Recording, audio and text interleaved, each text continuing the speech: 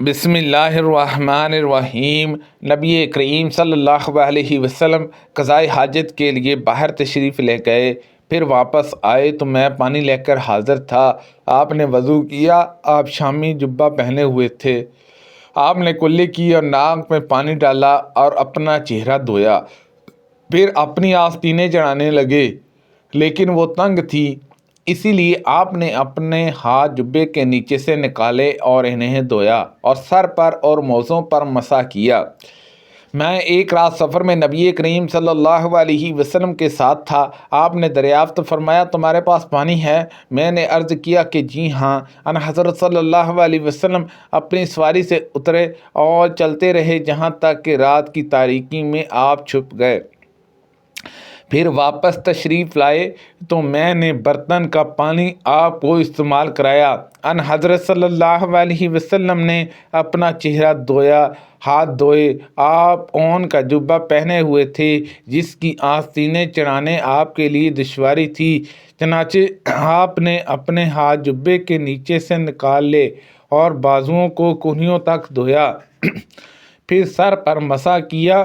پھر میں بڑھ کر ان حضرت صلی اللہ علیہ وسلم کے موزے اتار دوں، لیکن آپ نے فرمایا کہ رہنے دو، میں نے طہارت کے بعد انہیں پہنا تھا، چنانچہ آپ نے ان پر مسح کیا۔ رسول اللہ صلی اللہ علیہ وسلم نے چند قبائل تقسیم کیے اور حضرت مخرمہ رضی اللہ عنہ کو کچھ نہیں دیا، تو حضرت مخرمہ رضی اللہ عنہ نے کہا، بیٹے ہمیں رسول اللہ صلی اللہ علیہ وسلم کے پاس لے چلو۔ چنانچہ میں اپنے والد کو ساتھ لے کر چلا۔ انہوں نے مجھ سے کہا کہ اندر جاؤ اور ان حضرت صلی اللہ علیہ وسلم سے میرا ذکر کر دو۔ میں نے ان حضرت صلی اللہ علیہ وسلم سے حضرت مخرمہ رضی اللہ عنہ کا ذکر کیا تو آپ باہر تشریف لائے۔ ان حضرت صلی اللہ علیہ وسلم نے انہیں قباؤں میں سے ایک قبا لیے ہوئے تھے۔ آپ نے فرمایا کہ جی میں نے تمہارے ہی لیے رکھ چھوڑی تھی۔ مسعود نے بیان کیا کہ مخرمہ رضی اللہ عنہ نے ان حضرت صلی اللہ علیہ وسلم کی طرف دیکھا تو ان حضرت صلی اللہ علیہ وسلم نے فرمایا کہ مخرمہ خوش ہو گئے۔ میں نے حضرت انس رضی اللہ عنہ پر ریشمی زرد ٹوپی کو دیکھا۔ ایک صاحب نے کھڑے ہو کر عرض کیا، یا رسول اللہ صلی اللہ علیہ وسلم، احرام باندھنے کے بعد ہمیں کس چیز کے پہننے کا حکم ہے؟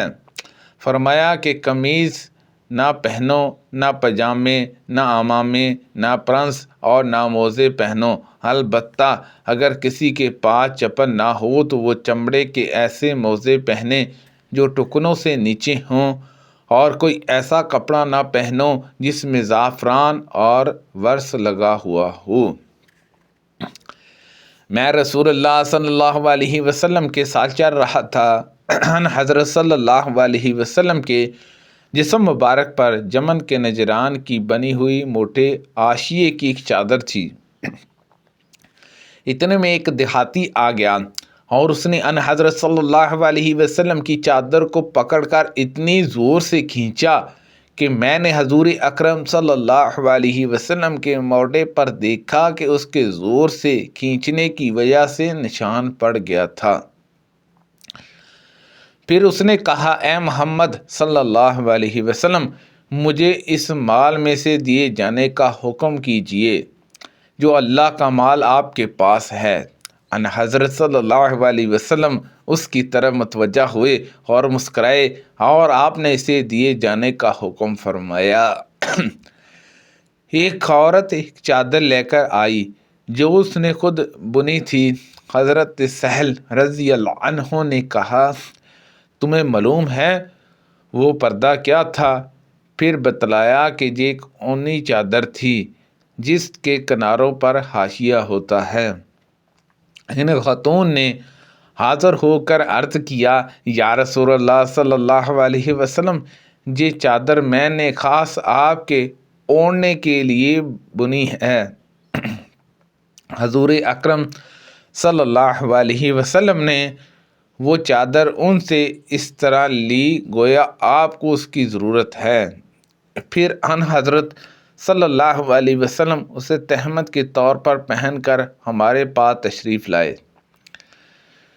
جماعت صحابہ میں سے ایک صاحب عبد الرحمن بن عوف نے اس چادر کو چھوا اور عرض کی، یا رسول اللہ صلی اللہ علیہ وسلم، یہ مجھے عنایت فرما دیجئے۔ ان حضرت صلی اللہ علیہ وسلم نے فرمایا کہ اچھا۔ جتنی دیر اللہ نے چاہا آپ صلی اللہ علیہ وسلم مجلس میں بیٹھے رہے، پھر تشریف لے گئے اور اس چادر کو لپیٹ کر ان صاحب کے پاس بھجوا دیا۔ صحابہ نے اس پر ان سے کہا، تم نے اچھی بات نہیں کی کہ ان حضرت صلی اللہ علیہ وسلم سے وہ چادر مانگ لی۔ تمہیں معلوم ہے کہ ان حضرت صلی اللہ علیہ وسلم کبھی کسی سائل کو محروم نہیں فرماتے۔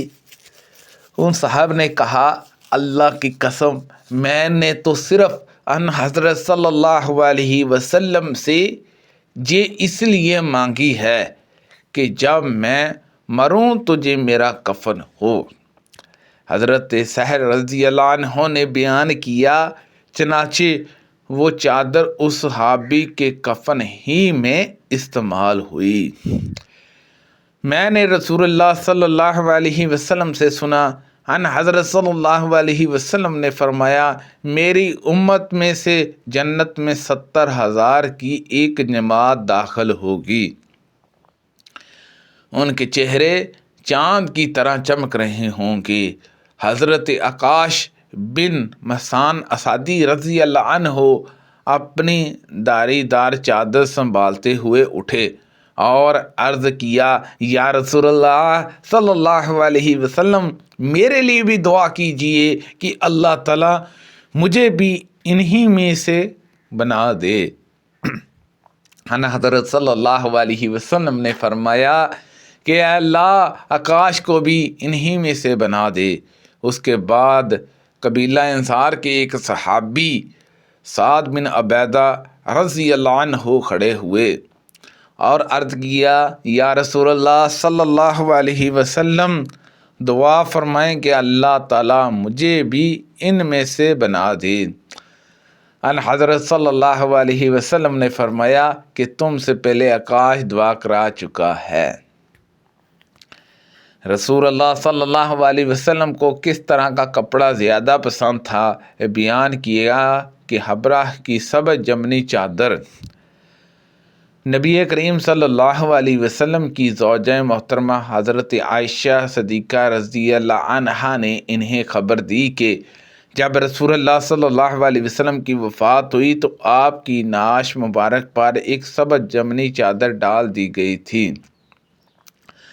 رسول اللہ صلی اللہ علیہ وسلم پر جب آخری مرض طاری ہوا تو آپ اپنی کمبلی چہرہ مبارک پر ڈالتے تھے اور جب سانس گھٹنے لگتا تو چہرہ کھول لیتے اور اسی حالت میں فرماتے، جہد و انصاری اللہ تعالیٰ کی رحمت سے دور ہو گئے کہ انہوں نے اپنے انبیاء کی قبروں کو سجدہ گاہ بنا لیا۔